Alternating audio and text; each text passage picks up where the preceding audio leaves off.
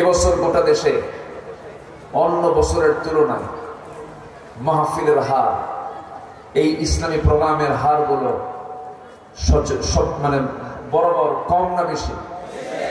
বেশি। এটি কি ইতিবাচক না নেতিবাচক? ইতিবাচক। এটা একটা পজিটিভ দিক। আবার অন্যদিকে কিছু যাত্রা, কিছু বিচিত্রা, কিছু নাটক, কিছু বেহাপনা, এগুলো কিন্তু চলতেছে। কি আছে না নাই বলেন তো? আচ্ছা, আমার দেশ বিচিত্র, আমার দেশে মুসলমানদের আচরণ বিচিত্র। একই ব্যক্তি তাফসীর মাহফিলের সভাপতি হন, আবার একই ব্যক্তি আবার যাত্রা কমিটির সভাপতি হন। বিচিত্র, মানে ডাবল স্ট্যান্ডার্ড চরিত্র আমার দেশের মানুষের মধ্যে একটু বেশি আছে। আমাদেরকে ধর্মের ব্যবসায়ী বলে গালি দেন, অথচ যে লোকগুলো গালি দিচ্ছেন তারা আবার ভোটের প্রয়োজনে মাথায় টুপি দেন। আছে না নাই? মাথায় টুপি লাগান, আবার পাঞ্জাবি জুব্বা পয়রা মনে হয় উনি কেবলই আসমান থেকে নাজিল হলেন, ফেরেশতা জিব্রাইল ফেল। আছে না নাই? কিন্তু আমরা মাঝে মাঝে টুপি দেই না, আমরা সবসময় টুপি দিই। আমাদের সুরতের কোনো চেঞ্জ নাই। আমাদেরকে গালমন্দ করা হয়, বিভিন্ন বাজে উক্তি পর্যন্ত করা হয়। তাদের প্রয়োজনে তারা দাড়ি কেটেও ফেলে।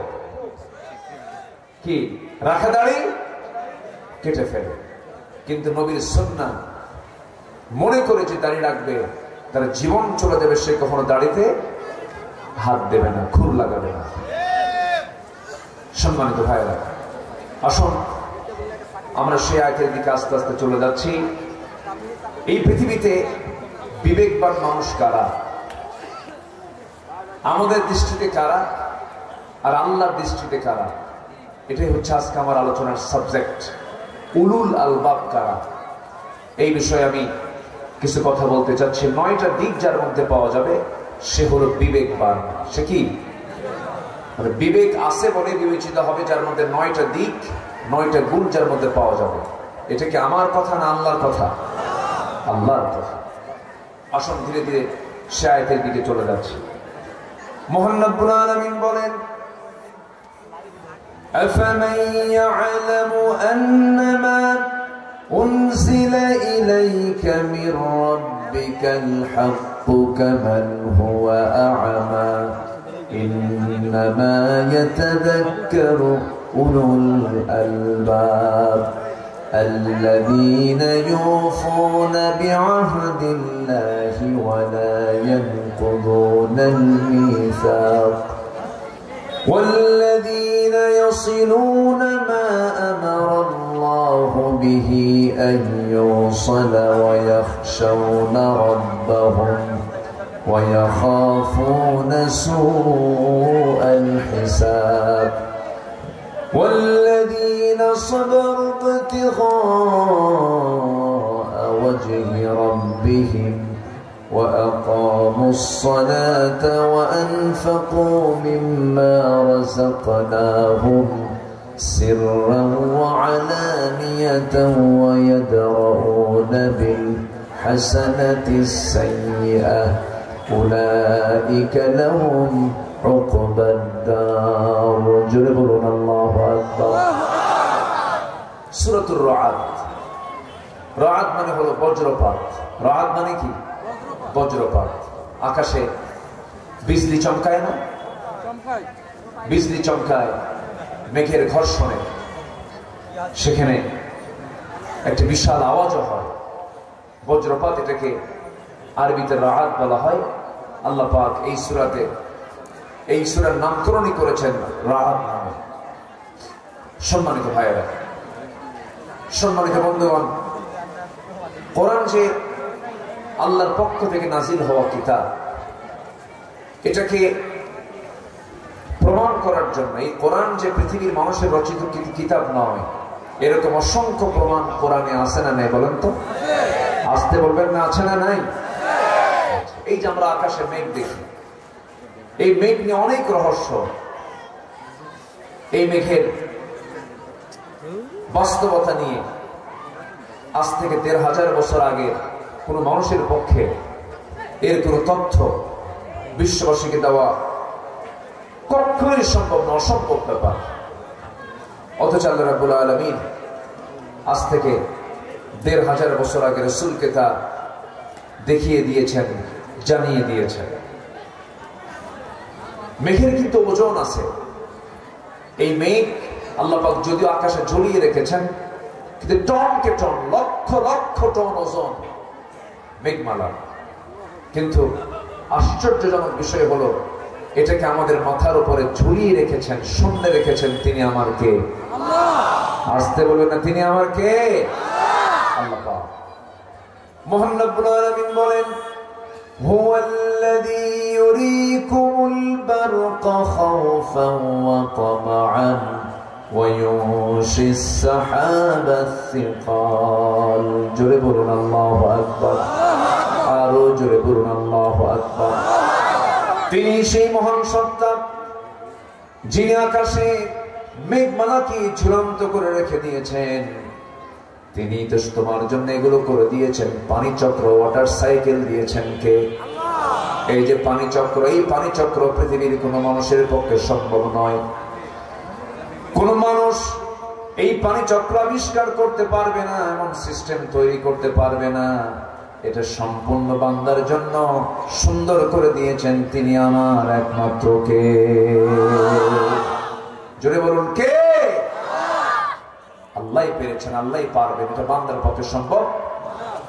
বছরে এই জমিন থেকে, এই দুনিয়া থেকে বিভিন্ন জায়গার যে পানি, সমুদ্র হচ্ছে পানির উৎস, কিন্তু এরপরে এই যে আমার আপনার বাড়ির সামনে পুষ্করণী আছে, পুকুর আছে, ঝোলা আছে, বিভিন্ন জায়গায় পানিগুলো যে থাকে, এইগুলো পানিকে ফিল্টারিং করে, এটাকে কি বলে, সুন্দর করে পরিষ্কার করে, একদম ফ্রেশ করে, ফিল্টারিং করে যিনি তোলেন তিনি আমার কে?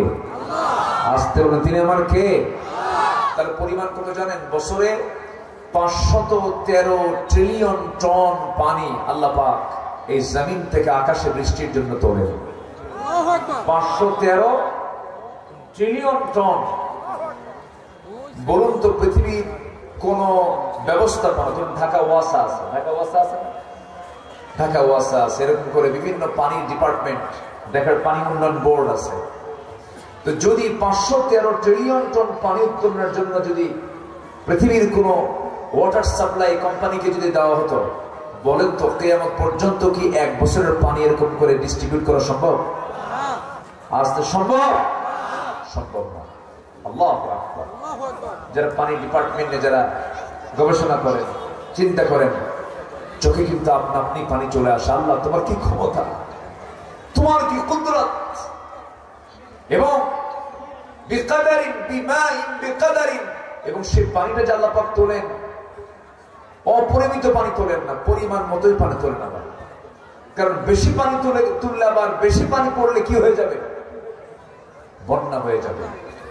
যেখানে যতটুকু পানি দরকার আল্লাহ তাআলা ততটুকু পানি বিমাইন মাইন বিকাদারিন, পরিমাণ মতো পানি তুলে আবার ওটাকে সুন্দর করে বিভিন্ন জায়গায় সমান তালে আল্লাহ পাক তা নাজিল করেন। জোরে বলি সুবহানাল্লাহ। কে খাওয়ান? কে চালান? অনেক বান্দাকে আল্লাহ মানে চালাই কেন? অথচ যার নাকের ডগায়, তার চোখের সামনে এই যে মেঘমালাগুলো, পানি, আবার নাকের ডগায় অক্সিজেন দিয়েছেন, এগুলো কি টাকা দিয়ে দিচ্ছেন না এমনি ফ্রি করে দিচ্ছেন? বলেন, বৃষ্টি যে নাজিল হয় কোন ট্যাক্স আছে? আজ থেকে ট্যাক্স আছে? আল্লাহ রাব্বুল আলামিন বলেন, বান্দারে তবে হ্যাঁ, এই পানি সেচ দিয়া যে আবাদ হবে, সেই পানি সেচের মধ্যে দেশে আমাদের তুমি ২০ ভাগের ১ ভাগ দেবে। আর আমি আল্লাহ রাব্বুল আলামিন যে আকাশ থেকে পানি বর্ষণ করলাম, অসর দেবে ১০ ভাগের ১ ভাগ দেবে। আমার পথে তুমি দিয়া দিবা ১০০ মনে ১০ মন দিবা, ১০ মনে ১ মন দিবা। খাদ্যের যাকাত আছে না নাই বলেন? আছে, এটুকু তুমি দিবা। তুমি আমার পথে দান করবে, আমি আল্লাহ তোমাকে যা দিবা তার চাইতে ডাবল ডাবল দিয়ে দেব। জোরে বলি সুবহানাল্লাহ। আমার ভাইয়েরা, এই তথ্যগুলো কোরআন আপডেট দিয়েছে, আগে আগেই বলে দিয়েছে। পৃথিবীর কোন মানুষের পক্ষে এটা সম্ভব নয়। এমন তথ্যবহুল কোরআন পৃথিবীর কোন মানুষ রচনা করতে পারে না। একটা প্রাণীর নামে সূরা আছে, সূরাতুন নাহল। নাহল মানে হলো মৌমাছি। নাহল মানে কি? মৌমাছি। আল্লাহ রাব্বুল আলামিন পৃথিবীর সমস্ত মানুষের জন্য একটা ওষুধ দিয়েছেন, একটা মেডিসিন তিনি মৌমাছিকে দায়িত্ব দিয়েছেন।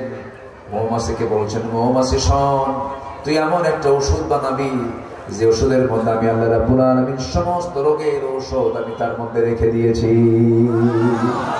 জোরে বলি সুবহানাল্লাহ। সেই খাঁটি মধু কি পাওয়া যায়? বলেন কই?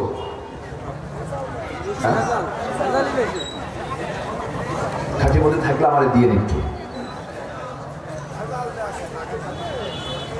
খাঁটি মধু পেতে হলে মানুষ কি হতে হবে? মানুষ কি হতে হবে? খাঁটি হতে হবে। মানুষ না খাঁটি হলে কি আর খাঁটি মধু পাওয়া যায়? কিন্তু মৌমাছি যে মধু বানায়, সেই মৌমাছি কিন্তু কখনো ভেজাল করে না। একটু শোনেন, দেখেন আল্লাহ তাআলা কি কুদরত রেখেছেন। আল্লাহ বান্দাকে সুস্থ রাখার জন্য এগুলো ব্যবস্থাপনা করেছেন। এবং মৌচাকের মূল প্রোডাক্ট তো খুলনা অঞ্চলে। কোথায় বলেন তো? খুলনা কোথায়? সেই তো আপনার ধারেই তো সব ওষুধ। জোরে বল সুবহানাল্লাহ। 1973 সালে অস্ট্রিয়ান বিজ্ঞানী কার্ল ভন ফ্রিজ মৌমাছির জীবন চক্র নিয়ে গবেষণা করে নোবেল পুরস্কার পাইছেন। তিনি এই বিষয়ে একটা বইও লিখেছেন, যার নাম হলো দ্য ড্যান্সিং বিজ। তিনি সর্বপ্রথম ফটোগ্রাফির মাধ্যমে প্রমাণ করে দেখিয়েছেন মূলত ফিমেল ওয়ার্কার বি, অর্থাৎ স্ত্রী মৌমাছি মধু সংগ্রহ করে এবং মৌচাক নির্মাণের মূল সে কর্মী। মৌচাকটা স্ত্রী মশাই কি বলে, স্ত্রী মৌমাছিটাই এটার ম্যানেজমেন্টে থাকে। অথচ আল্লাহ রাব্বুল আলামিন এই তথ্যটা আজ থেকে ১৫০০ বছর আগে কোরআন কারীমের মধ্যে বলে দিয়েছে। আল্লাহ রাব্বুল আলামিন সুন্দর করে বলছেন, ওয়াআউহা রাব্বুকা ইলান নাহলি আন ইত্তাখিযি মিনাল জিবালি বুয়ুতান ওয়া মিনাশ শাজারি ওয়া মিম্মা ইয়ারিশুন। জোরে বলুন আল্লাহু আকবার। তোমার রব মৌমাছিকে ইঙ্গিত করলেন, তুমি পাহাড় এবং গাছে সুন্দর করে তুমি বাসা নির্মাণ করো, সেখানে নিবাস বানায় নাও। আল্লাহ তাআলা নিত্তাখিযি বলেছেন। এখানে আলেম উলামা যারা আছেন, এটা মুয়ান্নাসের সিগা। রানী মৌমাছিকে আল্লাহ রাব্বুল আলামিন ওহী করছেন, তুমি বাসা বানাও পাহাড়ে ডালে। জোরে বলে সুবহানাল্লাহ। নাম্বার 2 হলো, ওই নোবেল বিজ্ঞানী প্রমাণ করলেন একটা কর্মী মৌমাছি নতুন ফুলের বাগান বা উদ্যান খুঁজে পায়, তখন স্বর্ণ মৌমাছিদেরকে সঠিক পথের দিক নির্দেশনা দিয়ে দেয়। সেই সময় যে দিক নির্দেশনা দেয়, এই নাচের নাম তিনি দিয়েছেন ওয়াগল ড্যান্স, যা পৃথিবী জুড়ে সাড়া ফেলে। অথচ এই তথ্য কোরআনে কারীমে আল্লাহ রাব্বুল আলামিন কত আগে দিয়েছেন। এটা পুরাতন তথ্য। ১৫০০ বছর আগে মহান রাব্বুল আলামিন ওই মৌমাছিকে বলছেন, সুম্মা কুলি মিন কুল্লিস সামাওয়াতি ফাসলুকি সুবুলা রাব্বিকা যুলুলা। জোরে বলুন আল্লাহু আকবার। নাম্বার 3 হলো, বিজ্ঞানীরা নিখুঁতভাবে গবেষণা করে দেখেছেন আসলে মধু বের হয় মৌমাছির পেট থেকে। মৌমাছির পেট থেকে মধুটা বের হয়ে থাকে। সে শুধু যে বিভিন্ন রসগুলো নিয়ে এসে, এই রসগুলো নিয়ে এসে মৌচাকে রাখে না, মৌমাছি তার পেটের মধ্যে নেয়। কিসের মধ্যে নেয় বলেন? পেটের মধ্যে নেয়। পেট থেকে মৌমাছি বের হয়, মৌমাছির পেট থেকে মধু বের হয়ে যায়। জোরে বলে সুবহানাল্লাহ। এই আশ্চর্য তথ্যটি যদিও বিজ্ঞান হালে বলছে 19 শতকে বলেছে আল্লাহ রাব্বুল আলামিন 1500 বছর আগে রাসূলকে জানায় দিচ্ছেন, ইয়াখরুজু মিন বুতুনিহা শারাবুন মুখতালিফুন আলওয়ানুহু ফীহি শিফাউন লিন-নাস ইন্না ফী যালিকা লাআয়াতান লিকাওমিন ইয়াতাফাক্কারুন। জোরে বলুন আল্লাহু আকবার। আল্লাহ রাব্বুল আলামিন 2000 বছর আগে জানিয়ে দিলেন তার পেট থেকে এমন পানীয় বের হয় যার রং ভিন্ন ভিন্ন, যাতে রয়েছে মানুষের জন্য সমস্ত রোগের ঔষধ। জোরে বলে সুবহানাল্লাহ, আরো জোরে বলে সুবহানাল্লাহ।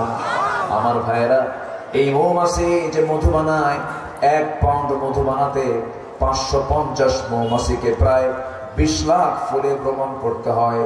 550 মৌমাছিকে 20 লাখ ফুলে ভ্রমণ করতে হয়। কত লাখ ফুলে? 20 লক্ষ ফুলে ভ্রমণ করতে হয়। যেখানে একটা কর্মী মৌমাছিকে 80,000 কিলোমিটার পথ অতিক্রম করতে হয়। অন্য একটি গবেষণা তথ্য মতে প্রায় 14.5 লাখ কিলোমিটার পথ অতিক্রম করতে হয়, যা দিয়ে পুরো পৃথিবীকে 3 বার প্রদক্ষিণ করা যাবে। জোরে বলি আল্লাহু আকবার। কয় পাউন্ড? বলেন বলেন বলেন। 1 পাউন্ড মধুতে যদি 14.5 লক্ষ কিলোমিটার পথ অতিক্রম করতে হয় 550 মৌমাছি। কে দিয়েছেন? কে? আস্তে কে দিয়েছেন? আল্লাহ দিয়েছেন। আবার মৌচাকের মধু যেন নষ্ট না হয়, মৌচাকের মধ্যে এর তাপমাত্রা থাকতে হবে হলো 35 ডিগ্রি সেলসিয়াস। কত? 35 ডিগ্রি সেলসিয়াস। যদি এই তাপমাত্রা কমে যদি 30 ডিগ্রিতে আসে, তখন মৌমাছিগুলো সব একত্রিত হয়ে তাদের ডানাগুলো ঝাঁপিয়ে তাপমাত্রা বৃদ্ধি করে, এরকম নড়ায়, বারবার নড়ায় নিয়ে এটার তাপমাত্রা আবার স্বাভাবিক 35 ডিগ্রি সেলসিয়াসে নিয়ে যায়।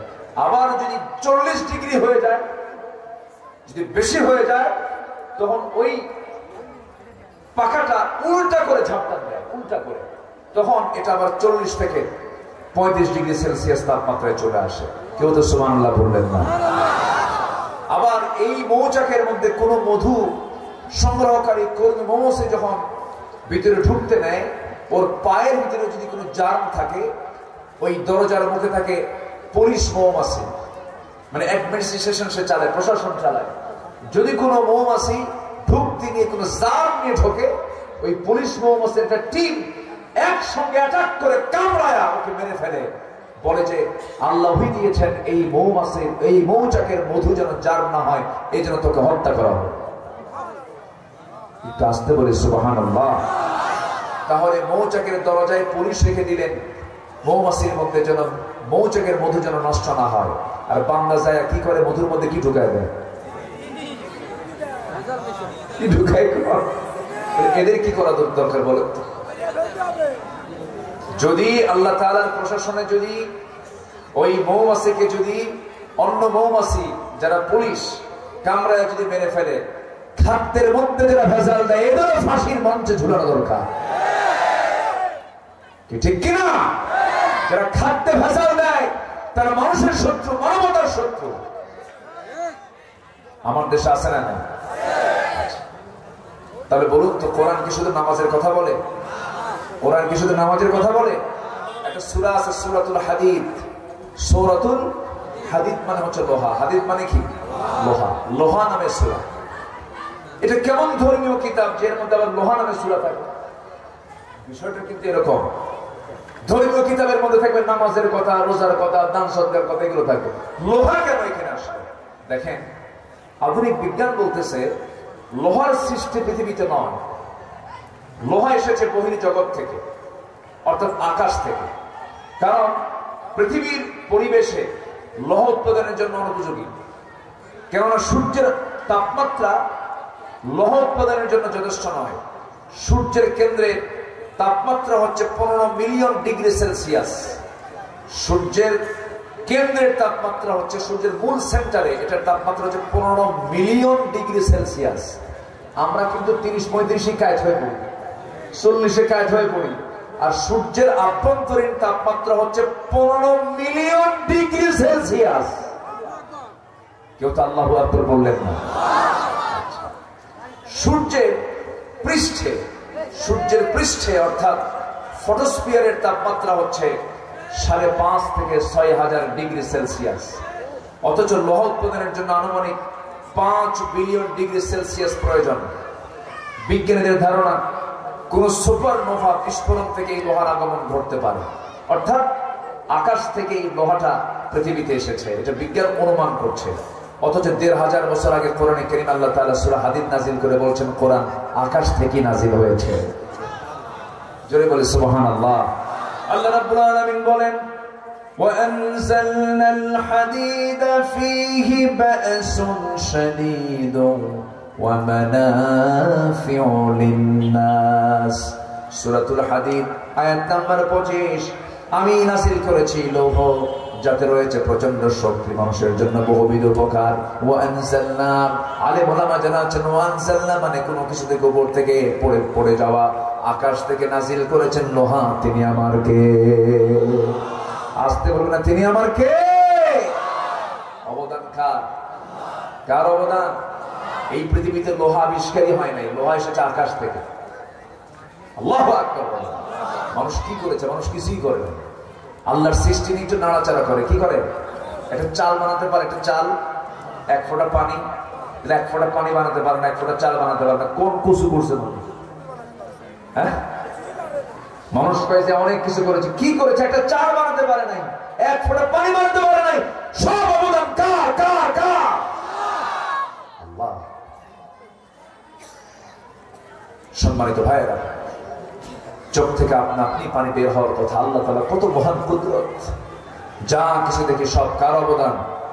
আল্লাহর অবদান। আল্লাহ এখন বলছেন বান্দা বিবেকবান হও, আমাকে একটু চেনার চেষ্টা করো, আখিরাতকে খুঁজো, আমাকে খোঁজার চেষ্টা করো, আমাকে চেনার চেষ্টা করো। আল্লাহর দৃষ্টিতে বিবেকবান কারা? যাদের মধ্যে মোটামুটি ভাবে 9টা দিক যার মধ্যে আছে সে হলো বিবেকবান। কয়টা দিক বলেন? আমি কি একটাও বলেছি?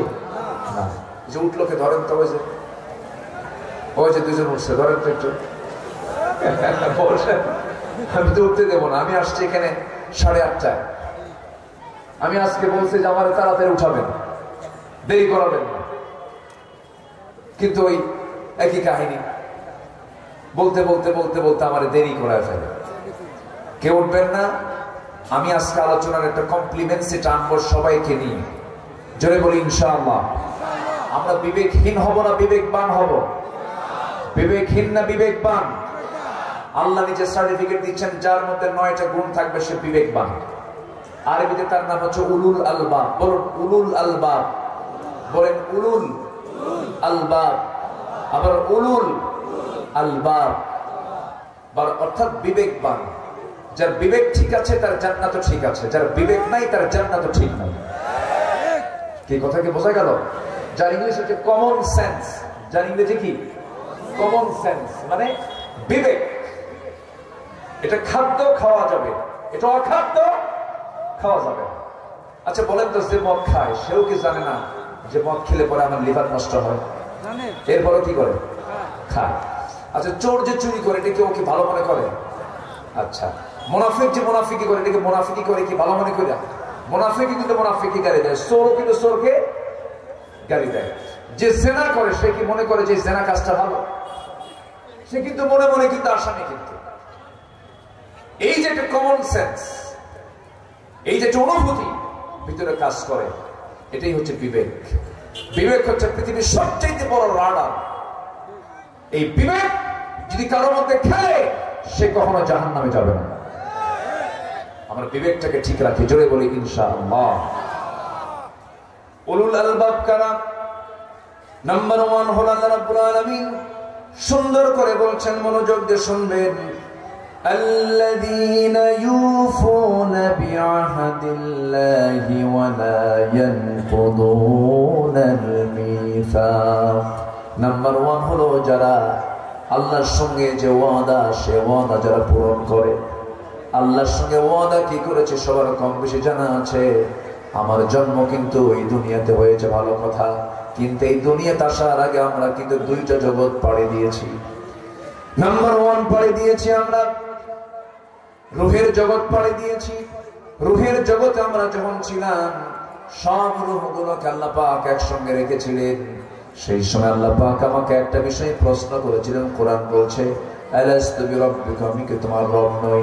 সেই সময় আমরা সবাই মুসলেকে দিয়ে এসেছি, স্বীকৃতি দিয়েছি হ্যাঁ তুমি আমার রব। এই রুবুবিয়্যতের স্বীকৃতি আমরা রূহের জগতে দিয়েছি। এরপরে মহান রব্বুল আলামিন তার পদ্ধতিতে মার পেটের মধ্যে মহান রব্বুল আলামিন আমাকে পাঠায়া দিলেন, প্রাণ সঞ্চার করলেন। প্রাণ কিন্তু আগে দেন নাই, আগে বডি দিয়েছেন। আগে কি দিয়েছেন বলেন? বডি দিয়েছেন। স্বামী স্ত্রীর সম্পর্ক হয়ে গেল। এক ফোঁটা পানি কি আল্লাহ পাক সক্রিয় করলেন, জমাট করলেন, গোশতের টুকরা বানালেন। ফাকাসাউনাল ইযামা লাহমা, এরপরে চামড়া দিয়ে সুন্দর করে প্যাকেট করলেন। চোখের জায়গায় চোখ দিলেন, কানের জায়গায় কান দিলেন, নাকের জায়গায় নাক দিলেন, মুখের জায়গায় মুখ দিলেন, হাতের জায়গায় হাত দিলেন, পায়ের জায়গায় পা দিলেন। সব কিছু কমপ্লিট করলেন তিনি ওই সুরক্ষিত মার পেটের ভিতরে, যে পেটের মধ্যে কোনো প্রকার আলো নাই। পৃথিবীর সমস্ত কারখানাগুলো পর্যাপ্ত আলো ছাড়া সেই কারখানার প্রোডাকশন হয় না। কিন্তু আমার জন্ম, আপনার জন্ম এমন কারখানাতে, যেই কারখানার মধ্যে চুল পরিমাণ কোন আলো নাই, কিন্তু নিখুঁত করে আমাকে আপনাকে সৃষ্টি করেছেন। ওই অন্ধকার পেটের মধ্যে তিনি আমার কে? তিনি আমার কে?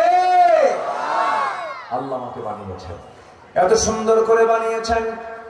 পৃথিবীর কোন মানুষের পক্ষে এমন সুন্দর করে বানানো সম্ভব নয়। চোখের জায়গায় চোখ দিয়েছেন, কানের জায়গায় কান দিয়েছেন, নাকের জায়গায় নাক দিয়েছেন, কপালের জায়গায় কপাল দিয়েছেন, চুলের জায়গায় চুল। এই চামড়া হাতের তালুতে দেন না, হাতের তালুতে দিলে পরে সুবিধা না অসুবিধা বলেন? বলেন বলেন বলেন বলেন। এই জায়গায় চুল গজায়, এই জায়গায় চুল গজায়, মাথায় চুল গজায়। আল্লাহ রাব্বুল আলামিন চুলকে অর্ডার দিচ্ছেন, চুল কোথায় গজাবে, চুল কোন চামড়ায় গজাবে না। নাকের চামড়া কিন্তু একরকম, বুকের চামড়া আরেক রকম, আবার দেখবেন তালুর চামড়া আরেক রকম। একই বডির ভিতরে, একই মাথা থেকে পা পর্যন্ত সমস্ত চামড়ার মধ্যে কত ক্লাস চামড়া দিয়েছেন। পায়ের তালুর চামড়া একরকম, হাতের তালুর চামড়া একরকম, আবার এখানকার চামড়া একরকম, গালের চামড়া একরকম। হাজারো চামড়ার বিভিন্ন ক্লাসিফিকেশন করে দিয়েছেন। তিনি আমার কে? আসতে হলো, তিনি আমার কে? বুকের ঠান্ডা আর মুখের ঠান্ডা কি এক? বুকে যে ঠান্ডা লাগে, বুকের চামড়া যে ঠান্ডা লাগে, মুখের চামড়া কি এক? নাকটা দিয়েছেন মুখের সাথে। আকিদুল ভাই, এই নাকটা যদি ধরেন এই জায়গা থেকে আপনি সরাইয়া দেন, এই নাকটা এই জায়গা থেকে সরাইয়া দিলে পরে পৃথিবীতে যত সুন্দর মানুষ হোক না কেন, মুখে নাক নাই, তার সৌন্দর্য আছে নাকি? শেষ হয়ে গেছে তার নাকের সৌন্দর্য। এই নাকটা যদি এই জায়গায় না দিয়ে যদি বগলের তলে দেওয়া হতো, কিসের তলে? বগলের তলে। গরমকাল না হয় সমস্যা নাই, শীতকালে এই পৌষ মাঘের শীতের ভিতরে 4-5টা কাপড় তাও ঠান্ডা যায় না। খাইতে বসবেন, প্রথমে দরকার মুখে নেওয়া না নাকে নেওয়া? বলেন কোথায় নেবেন? আগে আগে নিতে হবে নাকে। নাক বলে দেবে ব্রেনকে, সিগন্যাল দেবে এটা খাবি, কারণ সুন্দর সুগন্ধ পাওয়া যাচ্ছে, বাসি না, গন্ধ না, ভালো কিছু। নাকে সিগন্যাল দেবে, ব্রেনে গিয়ে হিট করবে। এরপরে মুখের মধ্যে নিবেন, জিহ্বার উপরে পড়বে, জিহ্বা এবার সিগন্যাল দিবে ভালো, খুব স্বাদ হয়েছে। সুবহানাল্লাহ বলবেন না? খাই তো হুঁশ থাকে না, খাই তো ঠিকই, কিন্তু হুঁশ তো থাকে না। অথচ জিহ্বায় স্বাদটা দিয়েছেন কে? নাকটা এখানে মুখের সঙ্গে লাগায় দিয়েছেন কে? আর বগলে যদি দেওয়া হতো তাহলে কি হতো? শীতের দিন 4-5টা কাপড় সব খুলে আগে নাকের সামনে খাবার দেওয়ার বড় লাগতো। না বলে দিতে জায়েজ কি না জায়েজ, কত সুবিধা হয়ে যেত। গতকালকে আমার চট্টগ্রাম মাহফিল ছিল, তার আগের দিন ছিল ঢাকায়। গেলাম, আবার আসলাম, আবার ঢাকা থেকে এখানে আসলাম। বছর 10 আগের কথা এরকম করে পরিশ্রম করছিলাম। হঠাৎ করে এক সময় মনে হলো, আল্লাহ এরকম যদি কোনো সিস্টেম হতো, গোটা বডিগুলোকে যদি স্ক্রু নাট বল্ট সিস্টেম যদি করে দিতা, ঘুমের সময় এত লম্বা দেহ অসুবিধা হয়। পা নাট সিস্টেম, হাত নাট সিস্টেম, নাট দিয়ে টাইট মারবো, আবার সক্রিয় হয়ে যাবে, এরকম হলে তো মনে ভালো হতো। কিছুক্ষণ পরে দেখি একজন লোকের ব্যাগ চুরি হয়ে গেছে। কি চুরি হয়েছে? যদি ওটা যদি ঠ্যাঙের ব্যাগ হতো তাহলে কি হতো বলেন? কি সুবিধা না অসুবিধা? অসুবিধা হয়ে যেত। আল্লাহ তাআলা এসেনশিয়াল যা দরকার মাথা থেকে পা পর্যন্ত সব দিয়ে দিয়েছেন। মৃত্যুর দিন পর্যন্ত সব আমার সাথী থেকে যাবে। আল্লাহু আকবার। আমার যে চোখগুলো দিয়েছেন, এই চোখটা চায়না চোখ দেন নাই। চায়না চোখ, চায়না জিনিস তো থেকে নাকি? চায়না জিনিস থেকে কম থেকে। আল্লাহ পাক যে চোখটা দিয়েছেন চায়না মার্কা দেননি। দাঁত যে দিয়েছেন চায়না মার্কা দেননি, দিয়েছেন মজবুত করে, যেন তুমি মৃত্যু পর্যন্ত যেন এই সমস্ত অর্গানগুলো, এই সমস্ত পার্টস পাতিগুলো নিয়ে যেন চলতে পারো। সুবহানাল্লাহ বলবেন না? কে দিয়েছেন? কে দিয়েছেন? আমাদের দেহে যে ডিএনএ আছে, ডিএনএ, আমাকে একটু বলা হয়েছে আজকে একটু সায়েন্স নিয়ে কিছু কথা বলার জন্য। কি কষ্ট পাচ্ছেন নাকি আপনারা? কোরআন যে সায়েন্স, একটু দেখেন, একটু আমি বলি, আমি আমার মূল লাইনের দিকে আস্তে আস্তে যাচ্ছি। আমার দেহ নিয়ে কথা বলছি। আমাদের মাথায়, মাথা থেকে পা পর্যন্ত আমাদের দেহে ডিএনএ আছে। ডিএনএ, ধরেন একটা মহিলার পেটে বাচ্চা, এই বাচ্চাটা কোন পুরুষের, এখন কি আর আড়াল করার সুযোগ আছে? আস্তে আড়াল করার কোন সুযোগ আছে? নাই। আগে না হয় এগুলো ছিল না, কোন চেক আপ ছিল না, এখন উপায় নাই। কোথায় কোন আকাম কুকাম করছো, ডিএনএ টেস্ট করলেই সব ধরা পড়ে যাবে। আপনি বিড়ি খান কি বিড়ি খান না, গাঁজা খান কি গাঁজা খান না, মদ খান কি মদ খান না, আপনি হাজারবার বললে কাম হবে না। ব্লাড টেস্ট করলেই ধরা পড়বে যে আপনি কত গাঁজা জীবনে খাইছেন। কি কথা কি বুঝতেছেন? এখন সবকিছুই চেক আপ হবে। আমার হাতে যদি চাকরির ক্ষমতা থাকতো, চাকরি দেওয়ার দায়িত্ব যদি আমার থাকতো, আমি আগে প্রথম সবার আগে কি করতাম জানেন? সবার আগে করতাম হচ্ছে এটাই, চাকরি সেই করতে পারবে আগে যার ব্লাড টেস্ট হবে। ব্লাড টেস্টে যদি কোনো মাদক ধরা পড়ে, ওর চাকরি আজীবন নিষিদ্ধ। আসতে কম কেন? এমনকি ড্রাইভিং লাইসেন্স, ড্রাইভিং লাইসেন্সের জন্য বিআরটিএতে যাবে, কোন ড্রাইভার ড্রাইভারি করবে, আগে তার ব্লাড টেস্ট হবে, সে নেশা করে কিনা, নেশাখোর কিনা। নেশা হলে সারা জীবন তার লাইসেন্স বাতিল হয়ে যাবে, সব ঠিক হয়ে যেত। কিন্তু দেশ যে চালাইছে 54 বছর সব ফেরেশতারা। আমার দেশ যারা চালাইছে সব কারা? ফেরেশতারা। 50 লক্ষ মানুষ আজকে মাদক সেবী আমার দেশে। 50 লাখ। 50 লাখ মানে কি? তার বাবা আছে, মা আছে, ভাই আছে, বোন আছে, বন্ধু বান্ধব আছে। 50 লক্ষ মানে এই দেশে একটা মহামারী আকার ধারণ করেছে নেশা। যার পরে একটা নেশাখোর ছেলে আছে, সে বোঝে এটা কত বড় জাহান্নাম। বাপটাকে রাখতে পারে না, ওই ক্যাশ বাক্স চুরি করে নিয়ে আসে। বাপ চেক বই রাখতে পারে না, চেক বই নিয়ে বাপ ঘুম পারে, টিপ মেরে নিয়ে চেক বুক নিয়ে মারে দৌড়। যে নেশাখোর সে চোর হয়, যে নেশাখোর তার মধ্যে কোনো কমন সেন্স থাকে না, তার কাছে নিজের বোন পর্যন্ত তার শরীর নিরাপত্তা নিয়ে থাকতে পারে না। কত বড় একটা বিপদ এটা। আজকে আমার দেশে 50 লক্ষ মানুষ মাদক সেবী। নামাজ নাই। 20 কোটি মানুষের ভিতরে, মুসলমানের ভিতরে মাত্র 5% মুসলমান নামাজ পড়ে।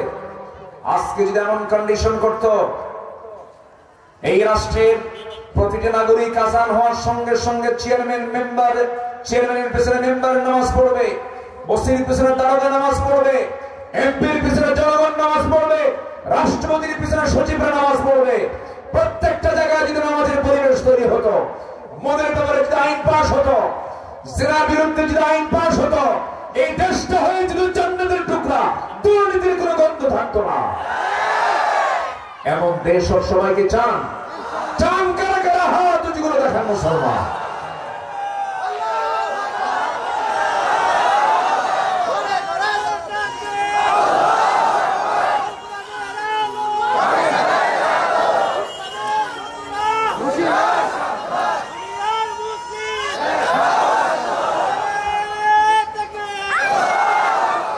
আল্লাহ কবুল করুন। জোরে বলি আমিন। আরো জোরে আমিন। মানুষের শরীরে যে ডিএনএ আছে, ডিএনএ, এই ডিএনএর পরিমাণ হলো 2000 কোটি কিলোমিটার। একটা মানুষের 2000 কোটি কিলোমিটার। আকিদুল ভাই মানুষের ডিএনএ এর দৈর্ঘ্য হচ্ছে 2000 কোটি কিলোমিটার। একটা মানুষ, কয়টা মানুষ বলেন?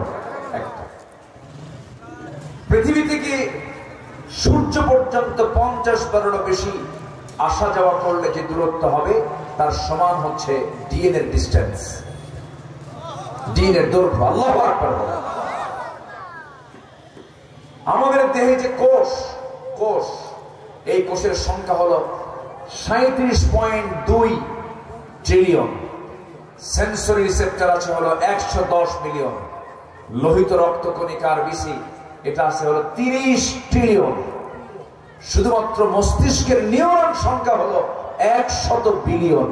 কেউ তো আল্লাহু আকবার বললেন না। কয় মানুষের কথা বলছি? একজন। আল্লাহ বান্দাকে আল্লাহ আমারে কি দিছে? আল্লাহ আমারে কি দিছে? সম্মানিত ভাইরা,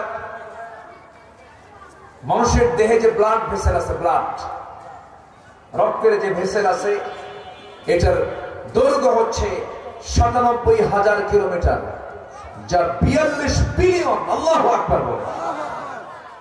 সামান্য ইয়ারফোন, 2-3 হাত ইয়ারফোন পকেটে তুলে পরে প্যাঁচ লাগে, প্যাঁচ আটকে লেগে যায়। আর আমাদের ব্লাড ভেসেল হচ্ছে 97,000 কিলোমিটার লম্বা, কোনোদিন প্যাঁচ লাগলো না।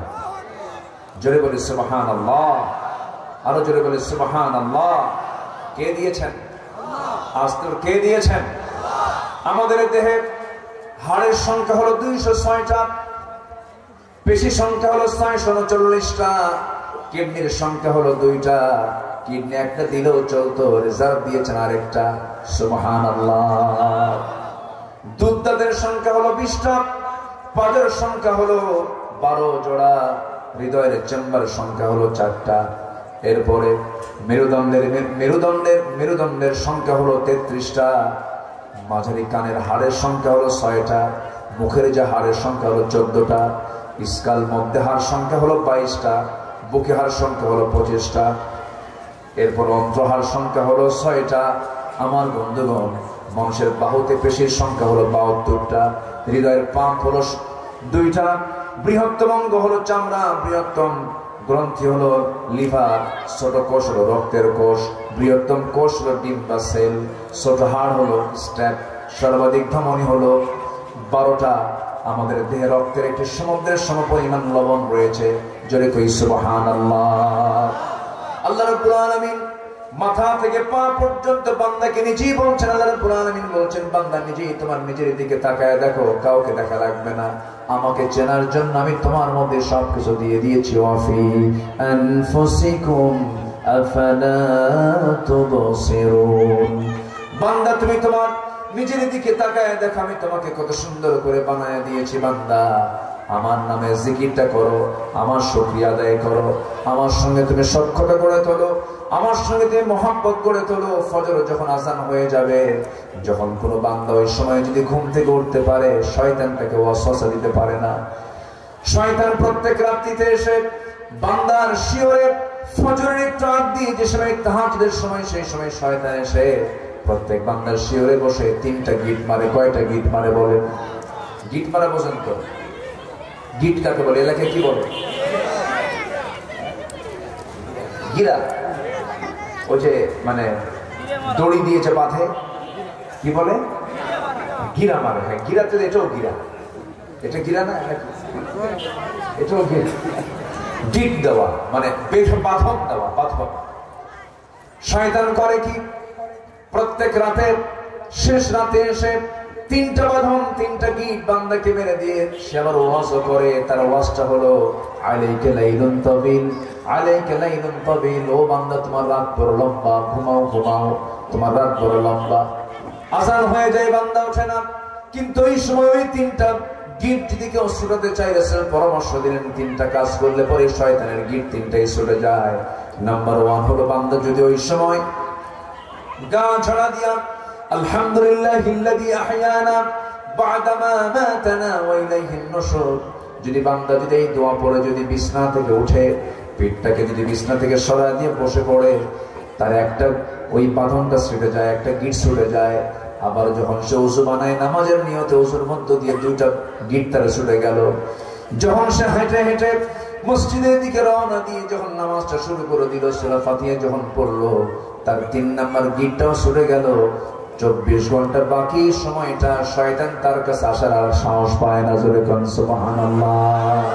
তাহলে ফজরের পূর্বে আমরা কয়টা বাদন ছুটাবো বলেন?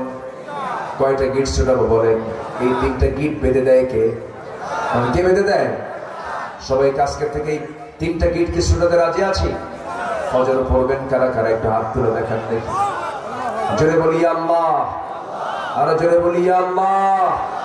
আমাদেরকে 5 ওয়াক্ত সালাত আদায় করার তৌফিক তুমি আল্লাহ দিয়ে দাও। জোরে বলি আমিন, আরো জোরে আমিন, আরো জোরে আমিন। নামাজ কার হক? আসতে বলে নামাজ কার হক? যে দলে নামাজ নেই সেই দলে আমরা নাই। রাজি আছেন তো? যে দলের কর্মসূচিতে নামাজের কর্মসূচি থাকে না সেই দলের নেতৃত্বের মুখে আমরা থুতু মারি। মনে থাকবে তো সবার? আমার দেশে এমন দল আছে না নাই যে দলের নেতাও নামাজ পড়ে না, কর্মীও নামাজ পড়ে না, এবং দলের কোনো নির্দেশনাও নাই যে নামাজ পড়ো। সম্মানিত ভাইয়েরা, যেখানে আল্লাহর হক নষ্ট হবে সেই জায়গায় আমার যাওয়ার কোনো দরকার নাই। নাম্বার 1 হচ্ছে যারা আল্লাহর কৃত ওয়াদা যারা পূর্ণ করবে। আল্লাহ পাক ওই সমস্ত বান্দাকে বিবেকবান বান্দা বলেছেন। বিবেকবান বান্দার পরিচয় হচ্ছে তার ওয়াদা কখনো ভঙ্গ হবে না। ওয়াদা কখনো ভঙ্গ হবে না, সে তার ওয়াদা পূর্ণ করবে। 1 নম্বর ওয়াদা করে এসেছে আমরা রূহের জগতে। কার কাছে? আল্লাহর কাছে। বসেন, আমি কি শেষ করে দেব নাকি? আমার আলোচনা বুঝতে পারছেন তো সবাই? কারো কোনো কষ্ট নেই তো? বলি ইনশাআল্লাহ। 1 নম্বর ওয়াদা আমরা করেছি রূহের জগতে, কিন্তু এটা কি মনে আছে আপনাদের? মনে আছে? আমরা যে ওয়াদা করে আসছে, হ্যাঁ তুমি আমার রব, মনে আছে আপনাদের? হ্যাঁ, এই মনে আছে? কার হাত তুলে দেবে? মনে আছে আপনাদের? কি কয়? আমার তো মনে নেই। রূহের জগতে আমাকে যে আল্লাহ প্রশ্ন করেছেন, আলাস্তু বিরাব্বিকুম, আমি কি তোমার রব? হ্যাঁ তুমি আমার রব। এটা কি মনে আছে আপনাদের? কি কয়? হ্যাঁ, ভালো করে মনে আছে? জটিল ব্যাপার তো। আচ্ছা, মার দুধ খাইছেন, এটা কি মনে আছে? হ্যাঁ, বুঝলাম না। আচ্ছা, মার পেটের মধ্যে যে ছেলেটার মনে আছে, দেখছেন সেই সময়? তাহলে হালকা মনে আছে। মার পেটে ছিল, হালকা মনে আছে। আচ্ছা জি, বুঝতে পারছি। আমার সঙ্গে একটু মজা করতেছেন আপনারা। শোনেন, মার পেটে ছিলেন মনে নাই, মার দুধ খেয়েছি এটাও মনে নাই। 2 বছর বয়সে মনে থাকে? মনে থাকার কথা না তো। কিন্তু মার পেটে যে আমি ছিলাম এটা আমার মনে নাই, কিন্তু এটা অবশ্যই সত্য না মিথ্যা বলেন? সত্য। দুধ পান করেছে এটাও সত্য। এরপরে তেমনি আমি যে রূহের জগতে ছিলাম এটাও সত্য। আমাকে প্রশ্ন করা হয়েছিল, আলাস্তু বিরাব্বিকুম, আমি কি তোমার রব? নেই। হ্যাঁ তুমি আমার রব। এই যে আমি ওয়াদা করে আসলাম দুনিয়াতে, আমি যদি সেই ওয়াদা রক্ষা না করি, এটা হচ্ছে 1 নম্বর ওয়াদা ভঙ্গ হলো। কার সাথে?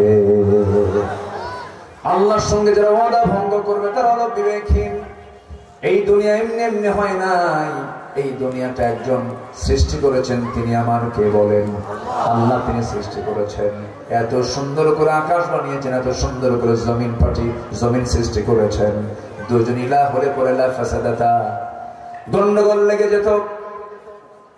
2 রব হলে পরে এক সূর্য নিয়ে মারামারি লাগতো। এক রব বলতো সূর্য পশ্চিম দিকে উদয় হবে, আর এক রব বলতো সূর্য পূর্ব দিকে উদয় হবে। গন্ডগোল লেগে যেত। এই পৃথিবী আসমান জমিনে যা কিছু আছে সব কিছুর রব একমাত্র একজন, তিনি আমার কে? আরো জোরে, তিনি আমার কে? সম্পর্ক করবো আমরা কার সাথে? আসতে বলবেন না, কার সাথে? আল্লাহর সাথে। তিনি আমার সব, তিনি আমার প্রথম, তিনি আমার শেষ, তিনি আমার প্রকাশ্য, তিনি আমার গোপন। হুয়াল আউয়ালু ওয়াল আখিরু ওয়াল যাহিরু ওয়াল বাতিন وهو بكل شيء عليم জোরে বলুন আল্লাহু আকবার। সাহাবীরা তাদের জীবনের যত কাজ করেছে এর মধ্যে সবচেয়ে বড় কাজ হলো আল্লাহর মহব্বত করতে গিয়ে দুনিয়ার সবকিছু তারা উৎসর্গ করে দিয়েছেন। দুনিয়ার কোনো কিছুর মায়ের জালে তারা পড়েন নাই। বউ ছেড়ে দিয়েছেন, সন্তান ছেড়ে দিয়েছেন, পরিবার ছেড়ে দিয়েছেন, ব্যবসা ছেড়ে দিয়েছেন, সমাজ ছেড়ে দিয়েছেন। ঈমানকে রক্ষা করতে গিয়া বাড়ি পর্যন্ত ছেড়েছেন, হিজরত পর্যন্ত করেছেন। আল্লাহ রাব্বুল আলামিন ওই সমস্ত সাহাবীদের ব্যাপারে নিজে ঘোষণা দিয়েছেন, রাদিয়াল্লাহু আনহুম ওয়া রাদু আন যালিকা লিমান খাশিয়া রাব্বাহ। জোরে বলুন আল্লাহু আকবার। কেন খুশি হয়েছেন? যে এক নম্বর কাজ তারা করেছেন সেটা হলো আল্লাহর সঙ্গে যে কৃত অঙ্গীকার, যে অঙ্গীকার ছিল, যে ওয়াদা ছিল, সে ওয়াদা তারা অক্ষরে অক্ষরে পালন করেছেন। আমার নবীজি মক্কা ছেড়ে মদিনার দিকে আসতেছেন, সাহাবায়ে কেরাম বললেন, ইয়া রাসূলুল্লাহ ব্যবসার দরকার নাই। আব্দুর রহমান ইবনে আউফ শত শত কোটি টাকার মালিক, ব্যবসা ছেড়ে দিয়ে নবীর সঙ্গে রওনা দিলেন। আরো শত শত সাহাবীরা বউ পরিবার সব ছেড়ে দিলেন। হুজুর আমার বউ তো দিন গ্রহণ করে নাই, আমি আমার পরিবার ছেড়ে চলে আসছি। সন্তানরা দিন মানে নাই, সব ছেড়ে চলে আসছে। পরিবারের মায়া, ব্যবসার মায়া, সব মায়া ছেড়ে সব মদিনার দিকে রওনা করেছেন।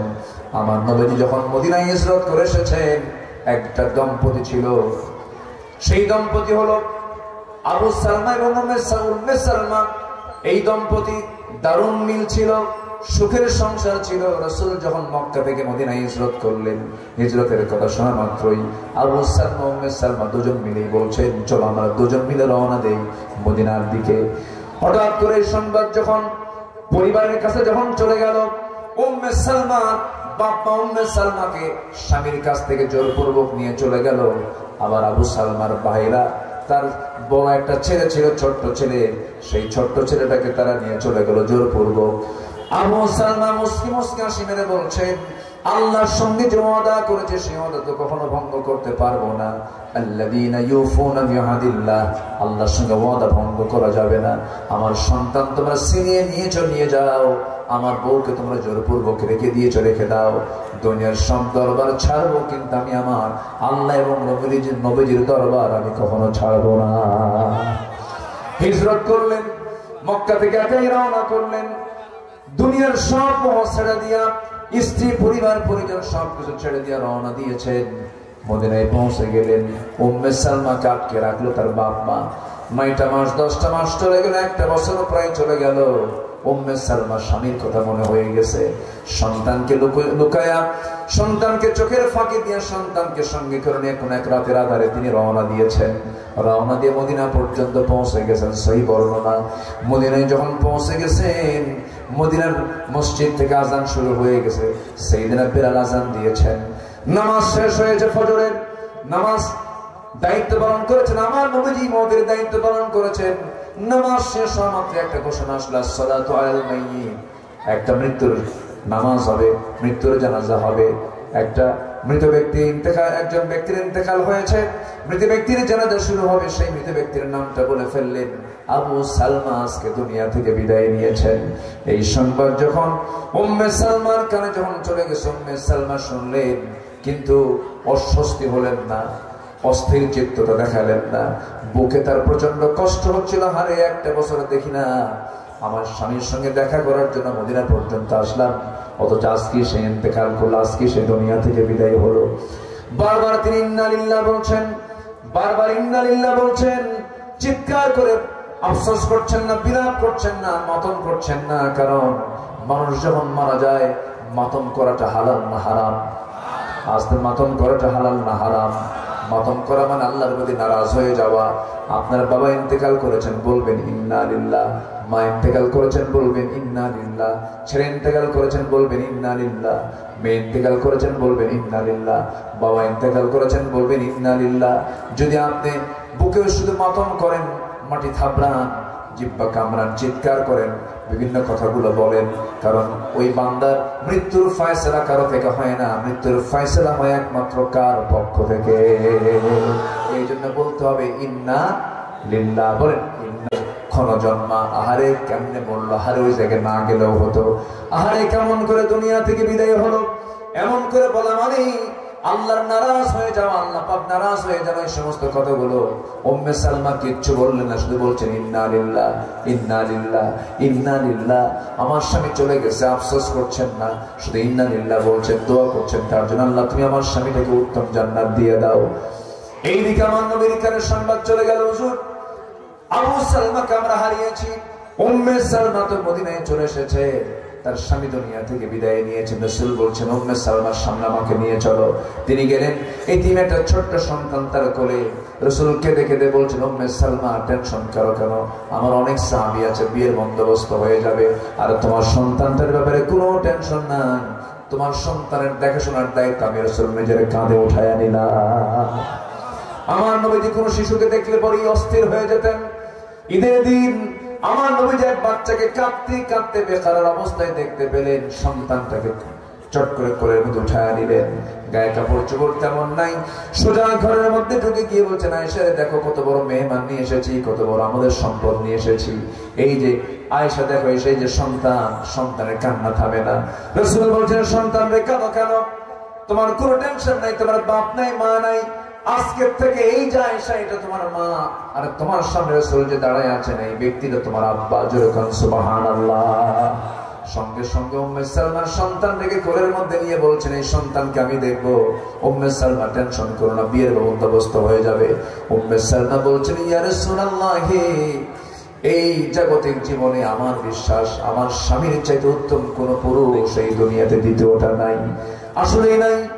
উম্মে সালমার স্বামী আবু সালমা বড় আল্লাহওয়ালা ছিলেন, উপযুক্ত কোন পুরুষ দুনিয়াতে সেই সময় ছিল না, কিন্তু আমার নবীজি চুপ থেকে গেলেন। তারা বিয়ের ব্যবস্থা করতে চাইলেন, কিন্তু মহিলা বলছেন না, আমার স্বামীর কোনো প্রয়োজন নেই, কেমন কারণ আমার স্বামীর জায়গা অন্য কোনো পুরুষ পৃথিবীতে উপযুক্ত কোনো পুরুষ আমার দৃষ্টিতে নাই।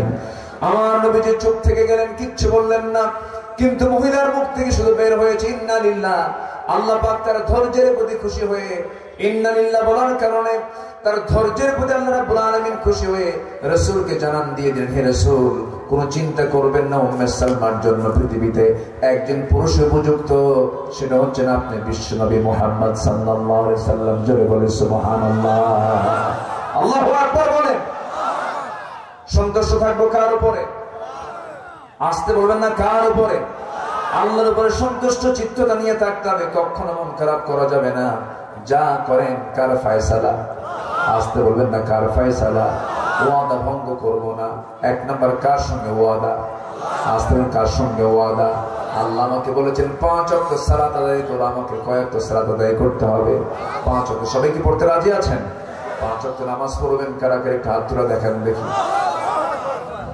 জোরে বলি আল্লাহ, আরো জোরে বলি আল্লাহ। আমাদেরকে 5 ওয়াক্ত সালাত আদায় করার তৌফিক তুমি আল্লাহ দিয়ে দাও। জোরে বলি আমিন, আরো জোরে আমিন, আরো জোরে আমিন। নাম্বার 2 হলো অঙ্গীকার ভঙ্গ না করা। যে কোনো ওয়াদা কোনো ভঙ্গ একজন ইমানদার করতে পারে না। ইদা ওয়াদা খলাফা, ওয়াদা যখন করে ওয়াদা ভঙ্গ করে, এটা কি ইমানদারের স্বভাব না মুনাফিকের স্বভাব? কার স্বভাব বলেন? মুনাফিকের স্বভাব। একটা মানুষের ইমান চেক হয় হলো লেনদেনে। লেনদেন যার ভালো তার ইমানটা ভালো, লেনদেন যার ভালো না তার ইমানটা কখনো ভালো হতে পারে না। আজকের সমাজে লেনদেনের হালত কি খারাপ না ভালো? যে ঋণ দেয় সে কি বিপদে? যে না ঋণ, যে ঋণ নেয় সে বিপদে। বলেন বলেন বলেন। যে দেয় সে বিপদে। যদি আপনি সম্পর্ক নষ্ট করতে চান কাউকে টাকা দিয়ে রাখবেন, সম্পর্ক শেষ। কি আমি কি ভুল বললাম? ইমান হচ্ছে লেনদেনে। ভাবতেছেন শুধু ইমান নামাজে? কোরআনে কারীমের ব্যাপারে একটা প্রশ্ন করি আপনাকে, বলুন তো কোরআনে কারীমের কোন আয়াতটা সবচাইতে বড়? না, এটা শ্রেষ্ঠ আয়াত, মানে বাক্যের দিক থেকে সবচাইতে বড় আয়াত। কিসের আয়াত জানেন? লেনদেনের।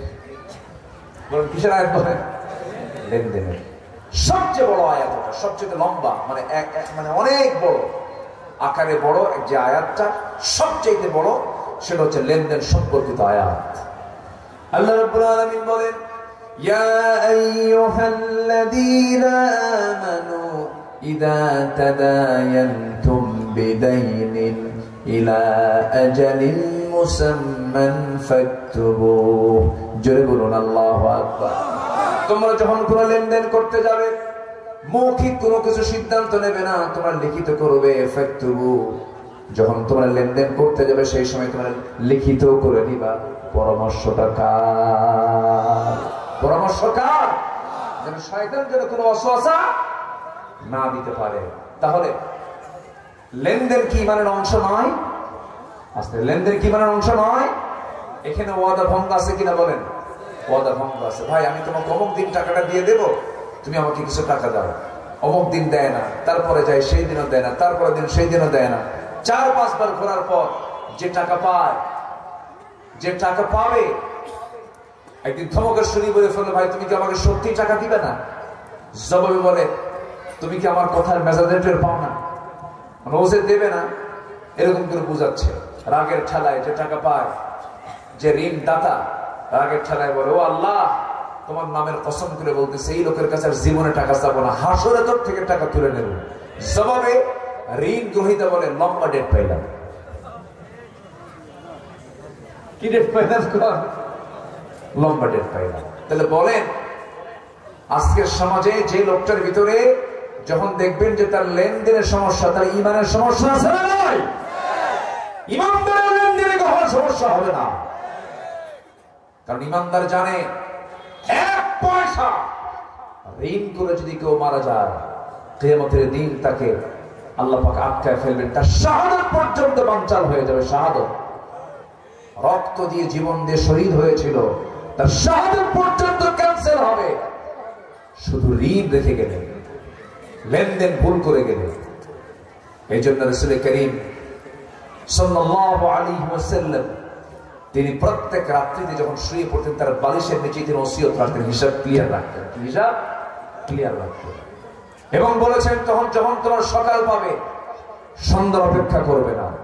সন্ধ্যা যখন পাবে, ওয়াইদা আমসাইতা ফালা তানতাযিরিস সাবাহ ইদা আসবাহতা ফালা তানতাযিরিল মাসা। যখন সকাল পাবে, সন্ধ্যা ভাববে যে আমার নাও আসতে পারে। যখন সন্ধ্যা পাবে, তখন ভাববে আমার সামনের সকালটা নাও আসতে পারে। ক্ষমা চাইতে হবে, কারোর কাছ থেকে ক্ষমা চেয়ে নিবা, কারণ রাত্রি নিয়ে বাঁচবা তার কোনো গ্যারান্টি নাই।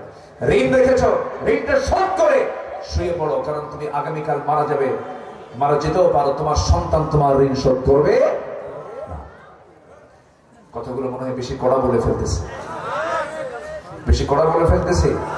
এগুলো আমাদের জানার দরকার আছে না নেই বলেন তো? আচ্ছা আমার বন্ধুগণ, তাহলে 1 নাম্বার হলো আল্লাহর সঙ্গে কৃত ওয়াদা যারা ভঙ্গ করবে তারা হচ্ছে আল্লাহর লানত প্রাপ্ত বান্দা। যারা ওয়াদা পূর্ণ করবে তারা হচ্ছে চালাক, তারা হচ্ছে উলুল আলবাব, বিবেকবান বান্দা। নাম্বার 2 হলো অঙ্গীকার যারা ভঙ্গ করবে না, তারা বিবেকবান বান্দা। নাম্বার 3 হলো যারা সম্পর্ক বজায় রাখে সব সময়। কার সাথে? আসতে বলবেন না, কার সাথে? এই পৃথিবীতে আপনজন বলতে কে আছে আমার বলেন? আসতে বলেন না, কে আছেন? বউ কি আমার আপন না আল্লাহ আপন? ছেলে আপন না আল্লাহ আপন? সম্পদ আপন না আল্লাহ আপন? দুনিয়া আপন না আল্লাহ আপন? ক্ষমতা আপন না আল্লাহ আপন? পৃথিবীর সব 1 পাল্লায় দিয়ে দেন, আল্লাহকে 1 পাল্লায় দিয়ে দেন। আল্লাহ ছাড়া আমার কোনো গতি নাই। কোথায় যাবেন আপনি? আল্লাহর সাহায্য ছাড়া আমরা 1 চুল পরিমাণ নড়তে পারবো না। এই জন্য আল্লাহর সঙ্গে আমরা সম্পর্ক গড়ার চেষ্টা করব। তবে সম্পর্ক গড়ার জন্য, আল্লাহর সঙ্গে সম্পর্ক তৈরি করার জন্য সবচেয়ে উত্তম মাধ্যম হলো শেষ রাত্রিবেলা সেজদায় পড়ে কান্নাকাটি করা। আল্লাহর সামনে যখন কাঁদবো, আমরা লজ্জা নিয়ে কাঁদবো না বেহায়া হয়ে কাঁদবো? জোরে বলেন, জোরে জোরে জোরে। লজ্জা নিয়ে না বেহায়া হয়ে কাঁদবো, বেহায়ার মতো কাঁদবো আমরা। আমরা যত বেহায়া হব আল্লাহর সামনে, আল্লাহকে বলবো, আল্লাহ জানি না এই ভুল করেছে, তুমি আল্লাহ আমাকে মাফ করে দাও। আল্লাহ অমুক দিন এই ভুলটা করেছে, আল্লাহ তুমি আমাকে মাফ করে দাও। পাপের কথা যে ব্যক্তিকে বলে বেড়ায় সে ভালো মানুষ হতে পারে না। পাপের যত কথাগুলো আছে সব পাপগুলোকে আমি সব বলে দেবো কার কাছে? আল্লাহর কাছে বলবো, আল্লাহ অমুক দিন অমুক ভুলটা করেছি, অমুক দিন অমুক পাপটা করেছি, অমুক পাপ কাজে জড়িয়ে পড়েছি। আল্লাহ তুমি আমাকে মাফ করো, তুমি যেমন দুনিয়াতে আড়াল করে রেখেছিলা, হাসরে আমার জন্য আড়াল করে রেখে দিও। আমার হিসাবটা তুমি বড় আল্লাহ জটিল করে দিও না। আল্লাহুম্মা হাসিবনি হিসাবান ইয়াসিরা ইয়া মুকাল্লিবাল কুলুব সাব্বিত কলবি আলা দীনিক। আমার ভাইরা, আমার নবী যখন কাঁদতেন, সেই হাদিসের বর্ণনা, আমার রাসূল যখন কাঁদতেন, পানি সিদ্ধ হলে পরে যেমন টকবক টকবক আওয়াজ করে আমার নবীর সিজদার মধ্যে যখন কান্না শুরু হয়ে যেত, সিদ্ধওয়ালা টকবকে পানির মতো আমার নবীর মুখ থেকে আওয়াজ বের হতো। এত কাঁদতেন তিনি। একজন ইমানদার বান্দার বৈশিষ্ট্য হলো তার প্রত্যেকটা দিন তার চোখ থেকে, কার ভয় চোখ পানি বের হবে? আল্লাহর ভয়ে চোখ থেকে পানি বের হবে। ওয়াল্লাযীনা ইয়াবিতুনা লিরাব্বিহিম সুজদান ওয়া কিয়ামা ওয়াল্লাযীনা ইয়াকুলুনা রাব্বানা ইসরিফ আন্না আযাবা জাহান্নাম ইন্না আযাবাহা কানা গরামান ইন্নাহা সাআত মুস্তাকাররান ওয়া মুকামা। জোরে বলুন আল্লাহু আকবার। কি পরিমাণ কেঁদেছেন তারা, কি পরিমাণ চোখের পানি ফেলে ফেলে কেঁদেছেন। আল্লাহর সঙ্গে মহব্বতটা যত গভীর হবে, আল্লাহর সঙ্গে মহব্বতটা যত গভীর থেকে গভীরতর হবে, আমার আপনার জন্য হিসাবটা তত কমে যাবে। এই জন্য আমরা সম্পর্ক গড়বই যখন, সবার আগে সম্পর্ক গড়বো আমরা কার সাথে? রাজি আছি তো সবাই? সবাই রাজি আছি তো? আল্লাহ কবুল করুন, জোরে বলে আমিন। নাম্বার 4 হলো আল্লাহকে ভয় করা। কাকে ভয় করা বলেন? আল্লাহকে ভয় করা, আল্লাহকে একমাত্র ভয় করা। ওয়ায়াখশাউনা রাব্বাহুম ওয়া ইয়াখাফুনা সুআল হিসাব। আল্লাহকে ভয় করা। নাম্বার 5 হলো বিচার দিবসকে বিশ্বাস করা। বিচার দিবসের ব্যাপারে ভয় থাকার দরকার আছে না নাই ভাই বলেন? অবশ্যই আছে। বিচার দিবসটা এত ভয়ঙ্কর, বিচার দিবসটা এত ভয়ঙ্কর। সেই বিচার দিবস আমার আপনার সামনে পড়ে আছে। আল্লাহ বলছেন বান্দারে সেই দিন কোনো সুপারিশ গ্রহণ করা হবে না, সেই দিন কোনো বিনিময় গ্রহণ করা হবে না। সেই দিনের দৃশ্যটা ওই আয়াত আমাকে দারুণ ভয়ের মধ্যে ফেলে দেয়। মা পর্যন্ত স্বীকার করে বসবে আমার পেটে কোনোদিন সন্তান ছিল না। ভাই ভাইকে ভুলে যাবে, পরিবার পরিবারকে ভুলে যাবে। সেই কঠিন দিন, সেই কঠিন সময় আমরা যে আমাদের আল্লাহর সঙ্গে সম্পর্ক যদি বজায় রাখতে পারি, সেই দিন সম্মানিত ফেরেশতা দিয়ে আল্লাহ রাব্বুল আলামিন আমাদেরকে আরশের আজিমের ছায়ার নিচে জায়গা দিয়ে দিবেন। জোরে বলে সুবহানাল্লাহ। আমার ভাইরা, বিচার দিবসকে ভয় করা উচিত। বিচার দিবস আছে না নাই?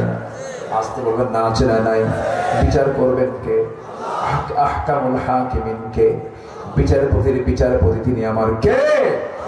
তিনি বিচার করবেন, তিনি সূক্ষ্ম বিচার করবেন। যা প্রাপ্তি তাই বান্দাকে বুঝায় দিবেন। সে আল্লাহর কাছে আমাকে আপনাকে যেতে হবে। এই জন্য আল্লাহর সঙ্গে সম্পর্ক আমরা বেশি করে গাঢ় করব। বিচার তো অবশ্যই হবে রে ভাই। আল্লাহ পাক আমাকে আবার জিন্দা করবেন, কবর থেকে আবার তিনি তুলবেন। এই কাফের মুশরিকরা, নাস্তিকের বাচ্চারা হাসিয়ার বলে হুজুররা কি গাল গপ্প কয়। না না, গাল গপ্প নয়। আমার বন্ধুগণ, আল্লাহ তাআলা আমাকে মৃত্যু করে আবারকে জিন্দা করতে পারেন না বলেন? আপনারা পারেন কিনা বলেন? অবশ্যই পারেন। প্রথম সৃষ্টি কিন্তু কঠিন, দ্বিতীয় সৃষ্টিটা কিন্তু দারুণ সহজ ব্যাপার। প্রথম সৃষ্টি যে আল্লাহ করলেন, সেই আল্লাহ আমাকে অবশ্যই দ্বিতীয়বার সৃষ্টি করতে পারবেন, এটাই স্বাভাবিক। এই এলাকায় আলুর চাষ হয় কিনা জানি না। আলুর চাষ একটু কম হয়, উত্তরাঞ্চল আলুর চাষটা বেশি হয়। আলুর চাষে যারা আছেন, আলুর চাষ নিয়ে যাদের নলেজ আছে, বড় আলু যদি জমিতে লাগাতে যায়, বড় আলু কিন্তু একটা লাগায় না, সে আলুটাকে কেটে কেটে কয়েক টুকরা করে ছোট ছোট করে মাটির নিচে আলুটা রেখে আসে, টুকরা টুকরা করে রেখে আসে। ছোট আলু হলে পরে ছোট্ট আলুগুলো ওই মাটির নিচে দিয়ে দিল। 1 মাস 2 মাস 3 মাস পর সেখান থেকে গাছ হলো, সেখান থেকে আরো কিছু আলুর জন্ম হলো। যে আলুটা জমিতে লাগাইছে 2 মাস পরে যে আলু লাগানো আলু, সে আলু কি থাকে না মাটি হয়ে যায়? মাটি হয়ে যায়। ওই আলুটা মাটির সঙ্গে পচে যায়। কিন্তু ওই আলু থেকে আরো 7টা 8টা 10টা 12টা পর্যন্ত বহু আলু আল্লাহ যদি পয়দা করতে পারেন, আমার আপনার চোখের সামনে এত বড় প্রমাণ। সে আল্লাহ কি আমার আপনার মৃত্যুর উপরে ওই মাটিতে আমার লাশ রেখে ওটাকে মাটির সঙ্গে মিশায় দিয়ে আবার কি তিনি আলুর মতো জীবন দিতে পারেন না? তিনি কে? এই বিশ্বাস যার যত গাঢ়, তার বিবেক তত মজবুত থাকবে। সে বিবেকবান। উলুল আলবাব, ইন্নামা ইয়াতাযাক্কারু ইল্লা উলুল আলবাব। আল্লাহ কবুল করুন। জোরে বলি আল্লাহু আকবার। ইন্নামা ইয়াতাযাক্কারু উলুল আলবাব। নাম্বার 5 হলো, নাম্বার 6 হলো সন্তুষ্ট চিত্তে সবর ধরা আল্লাহর প্রতি। সবর 3 প্রকার: সবরু আলা তাআ, সবরু আনিল মাসিয়া, সবরু আলাল ইকদার। ধৈর্য শুধু এরকম না যে খালি বললি হলো আমি খুব ধৈর্যশীল। ধৈর্যের ফলাফল হলো বিপদে পড়ে তার অবস্থা কি, তখন বোঝা যাবে তার ধৈর্যটা কি। ঠিক কিনা? খালি বললে ভাই আমার খুব প্রচন্ড ধৈর্য আছে, এটা বললে হবে না। বিপদ আসার পরে ওই অবস্থায় তার ভূমিকা কি? ধৈর্য। আল্লাহ পাক প্রত্যেককে ধৈর্যশীল হওয়ার তৌফিক দান করুন। ইমানদার অধৈর্যশীল হয় না ধৈর্যশীল হয়? যখন আপনি ধৈর্য হারিয়ে যখন রেগে যাবেন তখন আপনার ইমান থাকবে না, ঝুঁকিপূর্ণ হবে, ঝুঁকিপূর্ণ হয়ে যাবে। ইমান যখন তখন টলমল করবে, যে কোনো সময় ইমান হেরে যাবে, ইমান শয়তানের ছোঁয়া নিয়ে চলে যাবে। ইমানদার কখনো অস্থির চিত্ত দাঁড়িয়ে ধৈর্যহীন হতে পারে না। নাম্বার 7 হলো আল্লাহ পাক নাম্বার 7 নিয়ে এসেছেন হলো নামাজ। ওয়াল্লাযীনা সাবরু বিতিগাআ ওয়াজহি রাব্বিহিম ওয়া আকামুস সালাতা। যারা নামাজ কায়েম করবে, যারা কি কায়েম করবে বলেন তো? নামাজ কায়েম করবে। আমরা কি সবাই নামাজ পড়বো না ইনশাআল্লাহ? এবং যারা দান করবে ওয়ানফাকু মিম্মা রাযাকনাহুম সিররান ওয়া আলানিয়াতান। এবং যারা গোপন এবং প্রকাশ্যে দান করবে কার পথে? আল্লাহর পথে। দান রাসূল এমন পরিমাণ করতেন, প্রবাহিত মানে বাতাসের মতো। বাতাস যেমন চলতেই থাকে, থামাথামি নাই, ঠিক তেমন আমার রাসূল যখন দান করা শুরু করতেন থামতেন না, শুধু দিতেন আর দিতেন, শেষ পর্যন্ত তার কাছে কিছুই থাকতো না। আল্লাহু আকবার বলেন। যারা গোপন প্রকাশ্যে যারা দান করবে, সব কিছু না কিছু অংশ? বলেন আমাকে আপনাকে আল্লাহ যে দান করতে বলেছেন সব না কিছু? বলেন বলেন বলেন বলেন। সব না কিছু? সব না কিছু, কিছু অংশ। ওয়ামিম্মা রাযাকনাহুম ইউনফিকুন। আমি তোমাকে যে রিজিক দিয়েছি তা থেকে কিছু অংশ তুমি দাও। কার কথা? আল্লাহর কথা। যারা দান করে তারা বিবেকবান, তাদের সেন্স ভালো, তারা একমাত্র আল্লাহ তাআলার উপদেশগুলো শুনতে পারে। আচ্ছা, নাম্বার 9 হচ্ছে ভালো কাজের দ্বারা মন্দ কাজকে প্রতিহত করা। ভালো কাজের দ্বারা ওয়ায়াদরাউনা বিল হাসানাতি সাইয়্যাতা উলাইকা লাহুম উকবাদ দার। যারা ভালো কাজকে মন্দ কাজকে ভালো কাজের দ্বারা প্রতিহত করে, মানে ভালো কাজ নিয়ে আসে, মন্দ কাজকে কি করে? সরায়া দেয়। আল্লাহ পাক বলছেন এই সমস্ত বান্দাগুলো আমার বিবেকবান বান্দা। এই সমাজে ধরুন মদ আছে, মদ উল্টায় দিতে হবে। এই সমাজে সুদের কারবার, সুদ উল্টায়া যাকাত ভিত্তিক অর্থনীতি চালু করতে হবে। এই চিন্তা যাদের মধ্যে থাকবে, আল্লাহ পাক বলছেন এই সমস্ত বান্দার মধ্যে আমি আল্লাহ বলছি এরা হচ্ছে উলুল আলবাব, বিবেকবান। এদেরকে আমি আল্লাহ কখনো জাহান্নাম দেব না। শুধু জাহান্নামতে দেবই না তা নয়, জান্নাতটা দেব, কিন্তু সেই জান্নাতটা তাদের জন্য সামান্য প্রাপ্তি হবে। তারা শুধু একা যাবে না, সেই জান্নাতে তারা তাদের আব্বা আম্মা আত্মীয় স্বজন সহ জান্নাতে অনেক লোককে সে একসঙ্গে জান্নাতে নিয়ে চলে যাবে। কিন্তু এই সমস্ত আত্মীয় স্বজন বাপ মা জীবনটা হতে হবে শিরিক ওয়ালা না শিরিক মুক্ত। শিরিক মুক্ত জীবন যদি করতে পারে ওই সমস্ত বিবেকবান বান্দাকে আল্লাহ তাআলা এমন ক্ষমতা দান করবেন, সে শুধু নিজেই যাবে না, তার আত্মীয় স্বজনকে নিয়ে জান্নাতে চলে যাবে। জোরে বলে সুবহানাল্লাহ। কেমনে বলছেন দেখেন, এই যে জান্নাতু আদনি ইয়াদখুলুনহা ওয়া মান সালাহা মিন আবাইহিম ওয়া আজওয়াজিহিম ওয়া যুররিয়াতিহিম ওয়াল মালাইকাতু ইয়াদখুলুনা আলাইহিম মিন কুল্লি বাব। আল্লাহু আকবার। শুধু একা যাবে না, এই 9টা গুণ যার মধ্যে থাকে, তার বাপ, তার আত্মীয় স্বজন, তার পরিবার পরিজন সবাইকে নিয়ে যাবে, যদি তাদের মধ্যে শিরিক না থাকে। আল্লাহু আকবার। কত বড় অফার আল্লাহ পাক দিচ্ছেন। আসুন আমরা এই আয়াতগুলোর উপরে আমাদের জীবনকে সুন্দর করে ঢেলে সাজাই। আল্লাহ পাক সেই তৌফিক সবাইকে দান করুন। জোরে বলি আল্লাহুম্মা আমিন। অনেক রাত হয়েছে, জাস্ট 11টা 59 মিনিট 39 সেকেন্ড চলছে। আমরা সময়টাকে বাড়াবো না। অনেক মা বোন বাচ্চা সহ আসছে, বাচ্চারা কান্নাকাটি করছে, প্রচন্ড শীত আমি অনুভব করছি, কারণ আমি এখনো ঘামি নাই। না ঘেমে যাওয়া মানে কি? প্রচন্ড শীত কাজ করছে। এই শীতের মধ্যে আপনারা অনেক সময় দিয়ে আমাকে সহযোগিতা করেছেন, আলোচনা শুনে আপনারা আলোচনা শুনেছেন। আল্লাহ পাক সবাইকে জীবনে এগুলো আমল করার তৌফিক দাও। জোরে বলি আল্লাহুম্মা আমিন। এই আশাবাদ কামনা করে আমরা এখন দোয়ার দিকে যাব। আমরা চাইবো কার কাছে?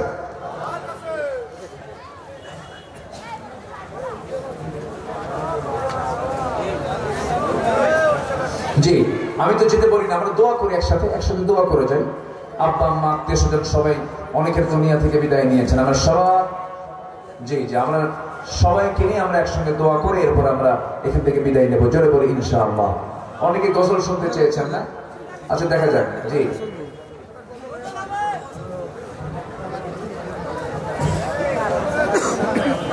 কিছু কিছু সঙ্গীত আছে বারবার ওটাই শুনতে ভালো লাগে। জি জি দেখা যাক কি ধৈর্য ধারণ করার শক্তি বলবো। আচ্ছা ঠিক আছে, সবাই হয়ে গেছে, আমরা এখন দোয়া করব। আর না ওঠা বসা করি আমরা। এটা এই মাহফিলের একটা মূল সৌন্দর্য হচ্ছে দোয়া। আমরা এই দোয়া থেকে কেউ মাহরুম হব না। যে যেখানে আছেন সবাই বসে পড়বো আমরা, আল্লাহর কাছে চাবো। 2 থেকে 3 মিনিট আমি সময় চাচ্ছি। অনেকে একটু গজল শুনতে চেয়েছেন। গজল তো আমি খুব কম বলি, কিন্তু এরপরেও আপনাদের একটা অভ্যাস হয়ে গেছে মনে হয়। তো দেখি আমি বাধ্য হচ্ছি, যেহেতু আপনারা চাচ্ছেন, আমি মানা করলে তো আপনার মনক্ষুণ্ণ হবে। দেখি হ্যাঁ হ্যাঁ 2টা গান বলবো। ও 7 ব্রিজে, আচ্ছা দেখা যায়, দেখি কি করা যায়, দেখি ইনশাআল্লাহ। আপনি শুনবেন তাই তো আমি শোনাই দিলাম। জি সে কোন বন্ধু বলো বেশি বিশ্বস্ত, সে কোন বন্ধু বলো বেশি বিশ্বস্ত, কার কাছে মন খুলে দেয়া যায়, কার কাছে সব কথা বলা যায়, হওয়া যায় বেশি আশ্বস্ত। তার নাম আহমদ বড় বিশ্বস্ত, আহমদ বড় বিশ্বস্ত। যেজন কখনো ব্যথা দিতে জানে না, যেজন কেবলি মুছে দেয় বেদনা। রাসূল কি কখনো আমাদের ব্যথা দিয়েছেন, কোনো কষ্ট দিয়েছেন? যেজন কখনো ব্যথা দিতে জানে না, যেজন কেবলি মুছে দেয় বেদনা। হৃদয়ের হাহাকার আপন করে নিতে আর কার বুক এত প্রশস্ত। তার নাম আহমদ বড় বিশ্বস্ত, আহমদ বড় বিশ্বস্ত। মহানবী বলে তারে কেউ বা ডাকে, আমি ডাকি প্রিয়তম। সে আমার ধ্যান ভালোবাসা প্রেম মধুময় মনোহর স্বপ্ন সম। যেজন করুণার অনুপম উপমা, যার মতো মরমী কোথাও আর মিলে না। যেজন করুণার অনুপম উপমা, যার মতো দরদি কোথাও আর মিলে না। জীবনের আঙিনায় আবাদ করে দিতে আর কার বুক এত প্রশস্ত। তার নাম আহমদ বড় বিশ্বস্ত। সে কোন বন্ধু বলো বেশি বিশ্বস্ত, সে কোন বন্ধু বলো বেশি বিশ্বস্ত।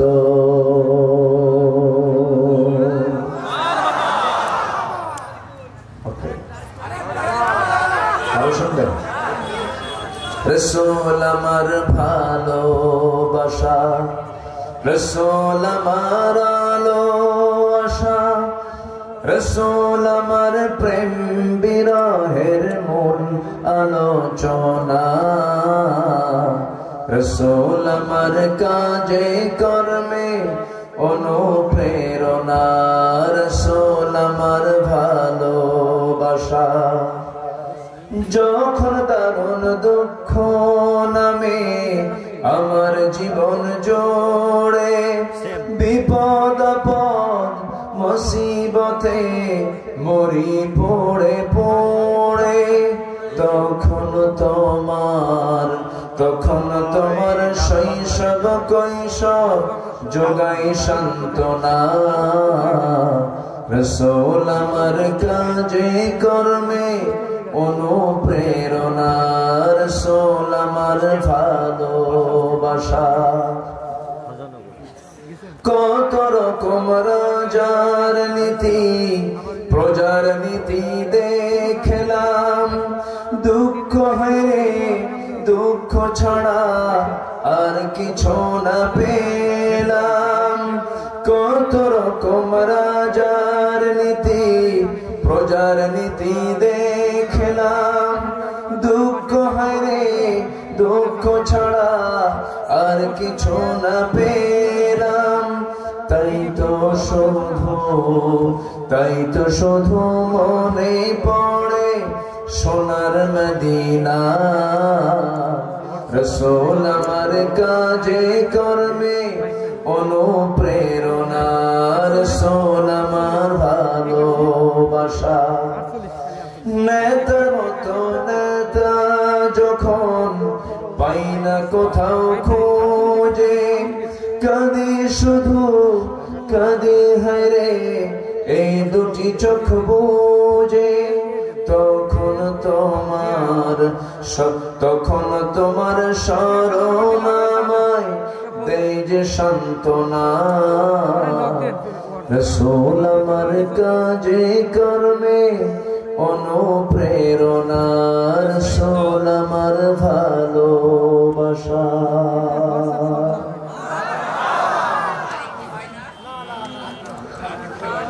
জি বলি আলহামদুলিল্লাহ দোয়া এখন আমরা আল্লাহর কাছে চাই নাকি সবাই বলি সুবহানাকাল্লাহুম্মা ওয়া বিহামদিকা আশহাদু আন লা ইলাহা ইল্লা আনতা আস্তাগফিরুকা ওয়া আতুবু ইলাইকা চিৎকার মেরে বলি ইয়া আল্লাহ আমার জীবনে সাগীরা কবীরা ছোট বড় সব গুনাহ তুমি আল্লাহ মাফ করে দাও জোরে বলুন ইয়া রাব্বাল আলামিন যে নামাজের মতো করে বসে আমরা আল্লাহর কাছে চাই আল্লাহ যেন আমাদের গুনাহগুলোকে মাফ করে দেন তো আলমদের কোন বলে আমি যে পুস্তক দান দিয়ে দেব না সকালে দিয়ে দেব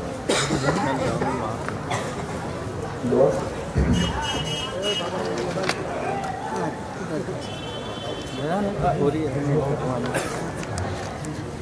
কথা বলবেন আচ্ছা ঠিক আছে জি আমরা আল্লাহর কাছে চাবো এখন আল্লাহ যেন আমাদের গুনাহগুলোকে মাফ করে দেন সবচেয়ে বড় চ্যালেঞ্জ হলো আমরা যেন গুনাহ আমাদের আমল নামায় রেখে যেন আমাদের মৃত্যু না হয় আমরা গুনাহমুক্ত হয়ে যেন আল্লাহর সামনে হাজির হতে পারি অর্থাৎ কি আল্লাহ যেন আমাদের গুনাহগুলোকে মাফ করলেই তো গুনাহমুক্ত হয়ে যাচ্ছে সবসময় চাইতে হবে আল্লাহ যেন আমাদের আমল নামা থেকে গুনাহগুলোকে যেন সাফ করে দেন জোরে বলি আল্লাহুম্মা আমিন আল্লাহুম্মা আমিন